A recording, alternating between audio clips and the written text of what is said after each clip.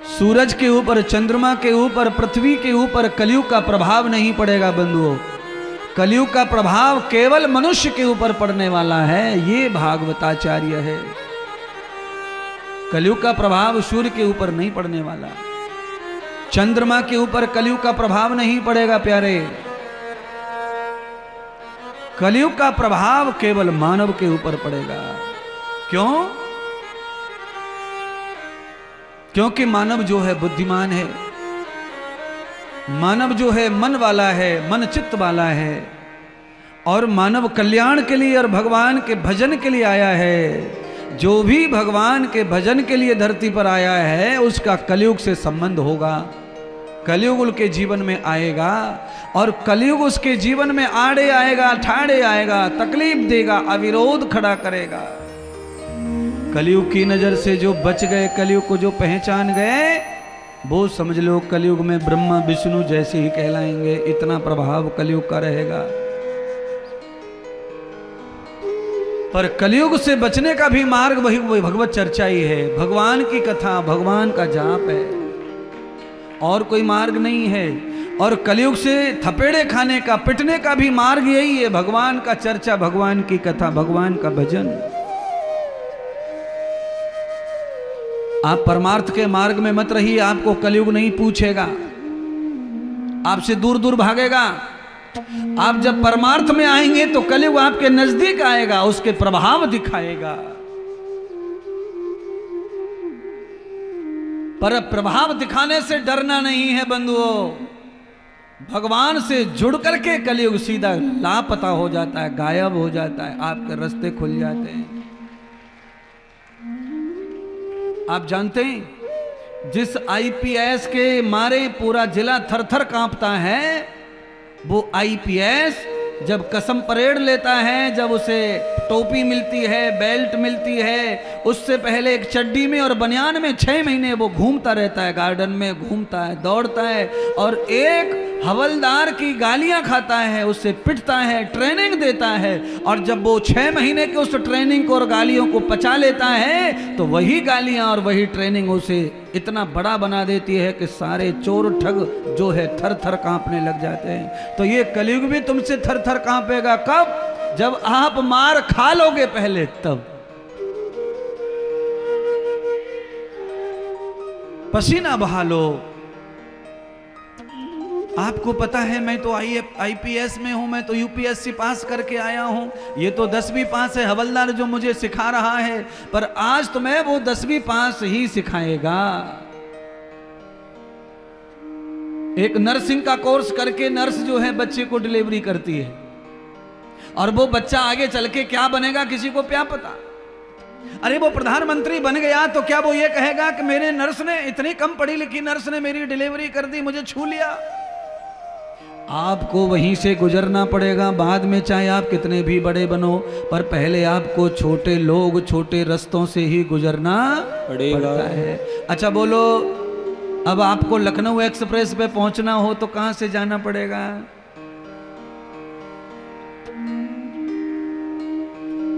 हम तो जिस गली से निकल के आते हैं वहां से दूसरी कार आ जाए तो बड़ा मुश्किल हो रहा है।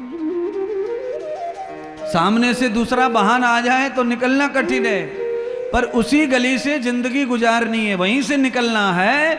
निकल के बड़े रोड पे आ गए, इससे और बड़े पे पहुंच जाएंगे, और बड़े पे।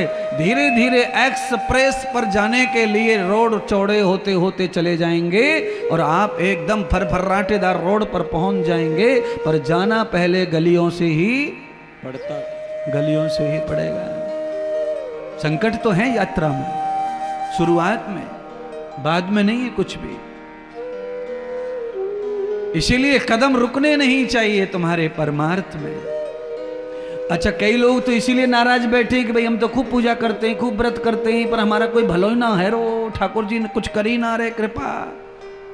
और फलानी को देखो, उनको देख लो, हमारे वो चाचाएं लगते हैं, चाचा लगते हैं हमारे दूर के चाचा, उनको देख लो, उनके बच्चे खराब, उनकी बीवी खराब, वो कभी पूजा ना करते, देखो कितना बड़े काम है उनके, कितनी काम है। अरे महाराज, जिनके काम बड़े हैं उनके भाग में लक्ष्मी लिखी हुई है, इसलिए काम बड़ा है। तुम्हारे भाग्य में लक्ष्मी लिखी हुई है, पर 5-7 किलोमीटर दूर है अभी लक्ष्मी का घर। जैसे ही तुम वहां पहुंचेंगे तब तक तुम्हें गरीबी गरीबी ही नजर आएगी। जैसे ही तुम वहां पहुंचेंगे सारे खेल खत्म हो जाएंगे, एकदम लॉटरी खुलेगी महाराज। चाचा चाचा ही रह जाएगा, तुम ताऊ के ताऊ बन जाएंगे महाराज। चाचा चाहे जितना बड़ा हो जाए पर चाचा छोटा ही रहता है ताऊ से। संघर्ष करो, संतोष करो, सब कुछ तुम्हारा है, तुम्हारा ही रहेगा। बीच के आए और गए वो ज्यादा दिन टिकने वाले नहीं है महाराज। पर ये सब कब होता है? जब हम कस के पकड़ लेते हैं गुरु की टांग को, चाहे मर जाए, चाहे भूखे, चाहे प्यासे, हमारा हमको मिलेगा, हम हमारे होंगे, हमारा सब होगा। और जो दुर्जन अपना हक जमाते हैं वो ज्यादा दिन नहीं महाराज, कम दिन की दुकान है।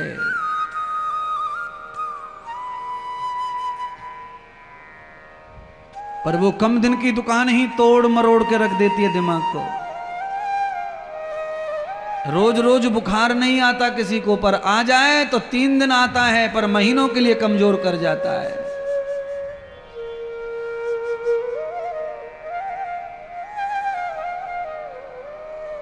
सम्राट चक्रवर्ती राजा परीक्षित सुखदेव जी के चरणों में बैठे हैं।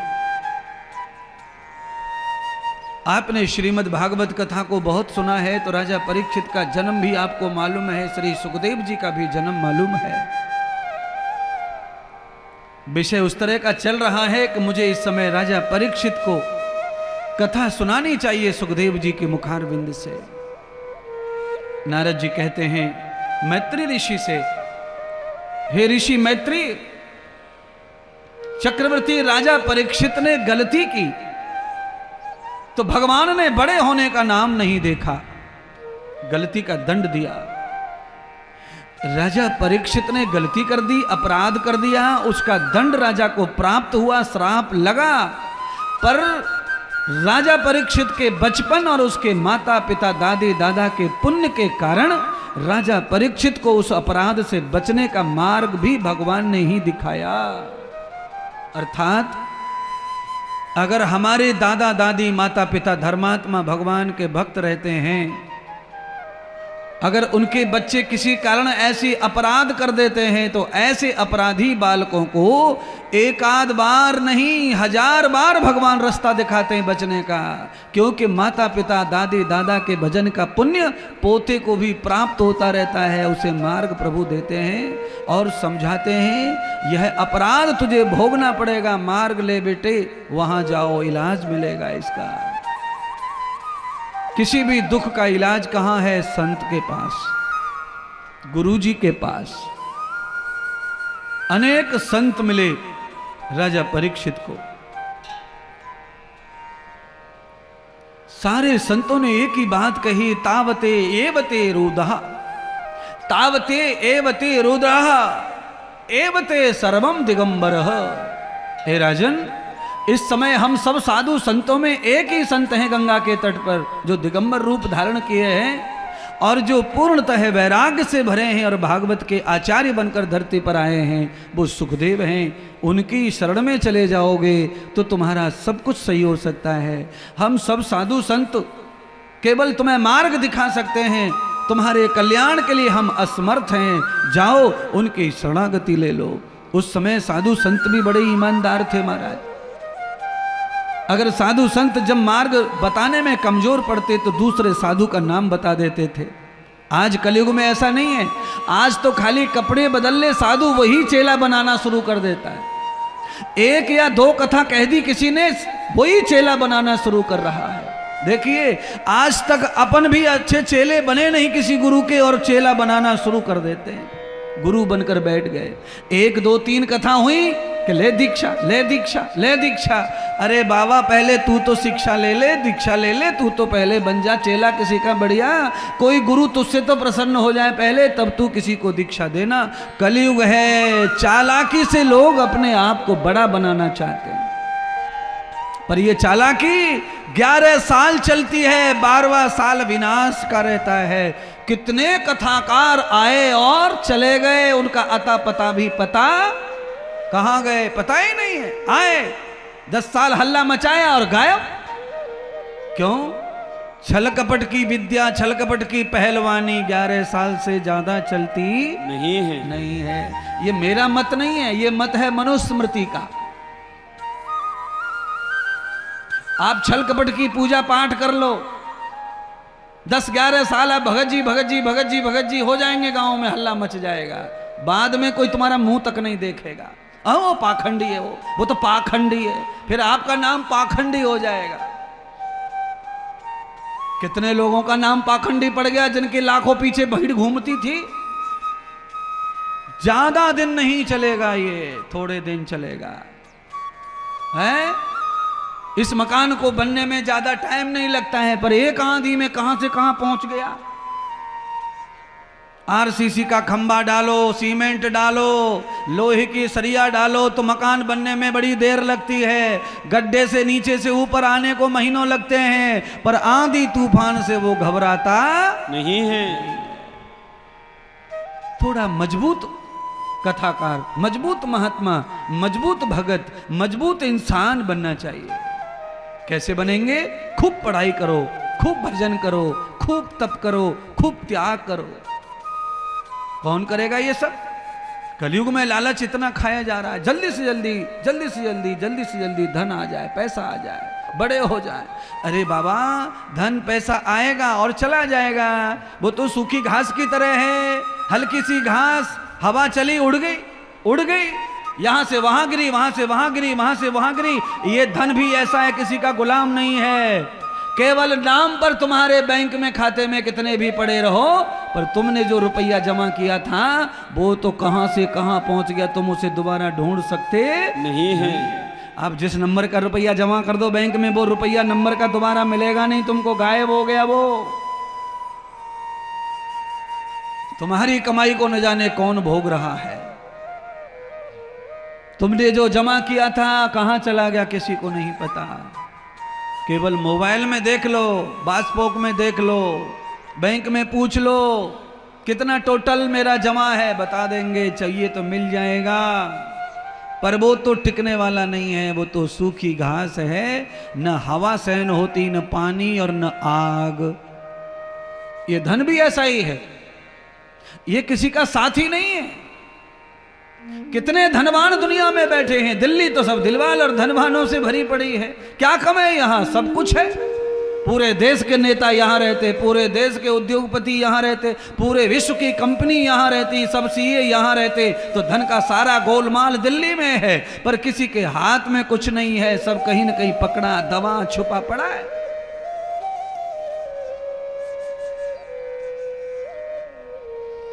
पैसे वालों को कथा करने से भी डर लगता है महाराज, इतना कलयुग आ गया है। लोग पैसे वाले कई हैं जो कथा करना चाहते हैं, पर उनको कथा करने का डर है। उनको लगता है कि कथा की तो कहीं हमारे घर में रेड ना पड़ जाए, कहीं इनकम टैक्स ना आ जाए, कहीं लफड़ा ना हो जाए। भगवान के लिए जब खुल के मैदान में आ जाओगे तो तुम्हारे यहां कोई भी रेड नहीं आ रही है। हमेशा पवित्र धन करो, पवित्र धन करो, धन को पवित्र बनाओ। अपवित्र धन हो जाएगा तो आएगी रेड, रुकने वाली नहीं है। जैसे कमाया है वैसे ही भर के ले जाएंगे थैलों में। उसे पवित्र करो, तुम खाओ, तुम्हारे नाती पोते, अरे कितनी पीढ़ियां तुम्हारी धन पर बैठी रहेंगी, कभी कोई रेड नहीं पड़ेगी। अगर धन पवित्र नहीं हुआ तो पड़ेगी रेड। तुम जेल में होंगे, धन उनके हाथ में होगा, और तुम्हें रोटी मिल रही होंगी जो चबाई नहीं जाएंगी जेल में महाराज। लक्ष्मी भगवान ने दी है तो भगवान के लिए दी है, उसका सुख भोगो, भगवान के लिए सुख दो।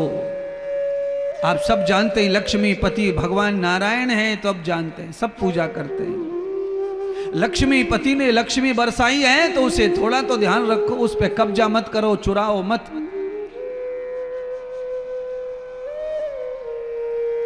लक्ष्मी को ले गया था राक्षस पाताल में, तो भगवान ने उसका वध कर दिया था, ध्यान कर लो।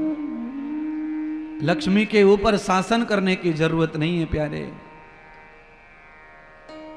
ये धन तो आने जाने वाली माया है। मुझे भी धन मिलता है, लोग मुझे भी रुपया दक्षिणा देते हैं, पर कुंडली मारकर धन पर मत बैठो। जिस कार्य के लिए धन मिल रहा है, आ रहा है, उन कार्यों में लगाते जाओ। संसार को डेवलप करो, परमार्थ को डेवलप करो। इस लोक को बनाओ, साथ में परलोक को भी बनाओ। ध्यान कर लो, नदी यमुना का एक घाट पक्का हो और दूसरी तरफ का कच्चा हो, तो यमुना जिधर जाएगी कच्चे को काटती चली जाएगी, काटती चली जाएगी, तोड़ती चली जाएगी। घाट दोनों ही मजबूत होने चाहिए।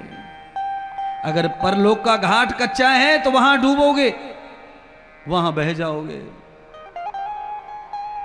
संसार को मजबूत मत, परमार्थ को मजबूत मत बनाओ, तो क्या करेंगे फिर, बचा क्या? इसलिए परमार्थ मजबूत चाहिए, संसार मजबूत चाहिए।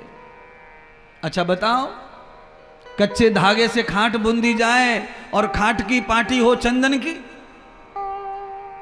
हाँ भैया बताइए लल्लू, तू चंदन की पाटी हो, चंदन के खंबे हो, पाए हो, और कच्चे धागे से बूंदी जाए है, और उस पर सबसे पहले तुझको ही कहा जाए कि बैठ बेटा अमित, हाल बेहाल हो जाएगा खाट का है। बोलिए सतीश जी, सोने की पलका बना, सोने की पाए, सोने का सब, और कच्चे धागे से बुंदी जाए तो उस पे सोया जा सकता नहीं है, नहीं है। लकड़ी चाहे बबूल की हो पर मजबूत हो, रस्सी चाहे सूत की हो, चाहे रस्सी जिसकी हो, पर खटिया को बनाने के लिए रस्सी मजबूत होनी चाहिए, तो आप उस पर सो पाएंगे, बच्चे खेल पाएंगे, कुदक पाएंगे, उठा पाएंगे। पुराने जमाने में तो खटिया सीढ़ी का काम भी करती थी, घर पोतने के काम में खटिया आ जाती थी। पुराने जमाने में खटिया को उल्टा खड़ा कर ले, चढ़ जा चूना लेके पोत दो, घर को ब्याहे छोरा को। अरे महाराज इंद्रदेव, तुम कितने पुराने हो, जब से सब जानते हो। मैं तो तुमसे भी पुराना हूं। अब तुम पुराने हो गए मुझसे पहले, तो मैं क्या कर सकता हूं? बोलो। इसीलिए यह लोक और परलोक दोनों ही हमारे बराबर मजबूत और सुंदर होने चाहिए। आपने इस लोक को तो अच्छा कर लिया, जरूरत से ज्यादा धन जमा कर लिया। आपके पास में धन इतना है कि आपकी जरूरत से भी ज्यादा है। जरूरत का मतलब इच्छा नहीं होती है, इच्छा की तो कोई पूर्ति नहीं है, पर जरूरत से ज्यादा है। आपके कपड़े लत्ते, fees bill, light bill, mobile bill, AC bill से गाड़ी, पेट्रोल, सब खर्चे चल सकते हैं। उससे कई गुना पड़ा है, यहां छुपा है, वहां पड़ा है, यहां खरीदा है, वहां खरीदा है, यहां खरीदा है।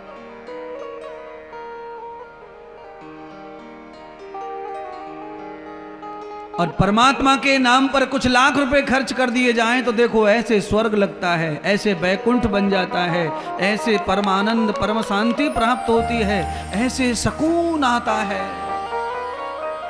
धन वही है जो तकलीफ दे रहा था घर में, but but but but BP बढ़ा रहा था, ये वही धन है। पर ये भगवान के काम में लग गया है तो यही धन क्या कर रहा है? गोली के बगैर बीपी को नॉर्मल कर रहा है, डिप्रेशन को शांत कर रहा है, हाइपरटेंशन को रिलैक्स कर रहा है, दिमाग फ्रेश हो रहा है, सीधी दिशा में जाने को दिमाग तैयार है।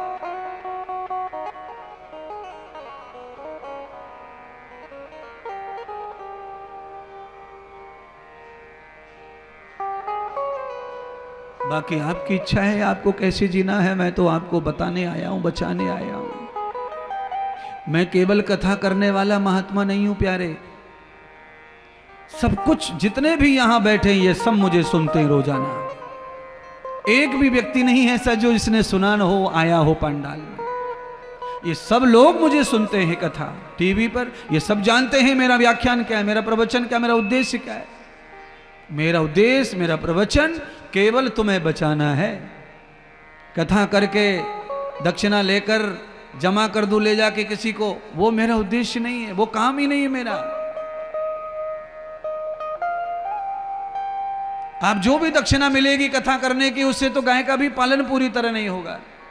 इतनी जरूरतें हैं, समाज की सेवा इतनी है हमारे पास, भगवान ने इतना मौका दिया है करवाने का सेवा, बस उसी सेवा में तुम्हारा धन लगता है। तुमसे मिला हुआ धन सीधा भगवान की सेवाओं में लगता है, राष्ट्र की उन्नति में लगता है, भगवान की उन्नति में लगता है। अब सोच रहे होंगे भगवान तो सबसे बड़े हैं, उनकी उन्नति क्या होगी भाई तुमसे इंद्रदेव? अरे भगवान की उन्नति बिना इंद्रदेव बिना तुम्हारे नहीं है। भगवान को तब ही विकास मिलता है जब भगवान को जानने और मानने वाले बढ़ते हैं, तो भगवान की उन्नति होती है। भगवान को जानने वाले नहीं, मानने वाले नहीं, तो भगवान कोने में रहेंगे।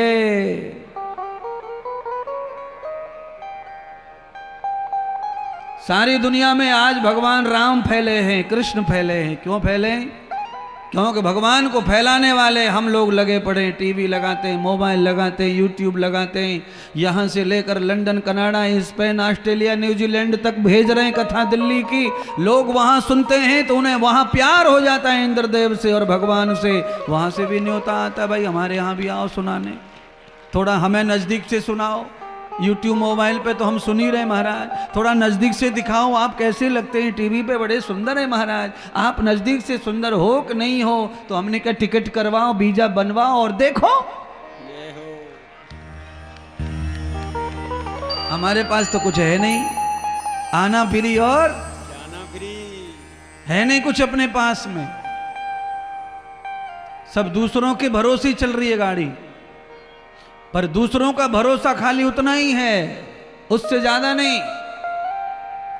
क्योंकि इच्छाएं ज्यादा नहीं है तो भरोसे में कभी धोखे का डर नहीं है। धोखा हो तो हो, मत हो तो मत हो। धोखा हो जाए तो हो जाए, कोई फर्क नहीं पड़ता धोखे से भी, क्योंकि इच्छा ही ज्यादा नहीं है तो धोखा भी कोई ज्यादा नहीं होता है।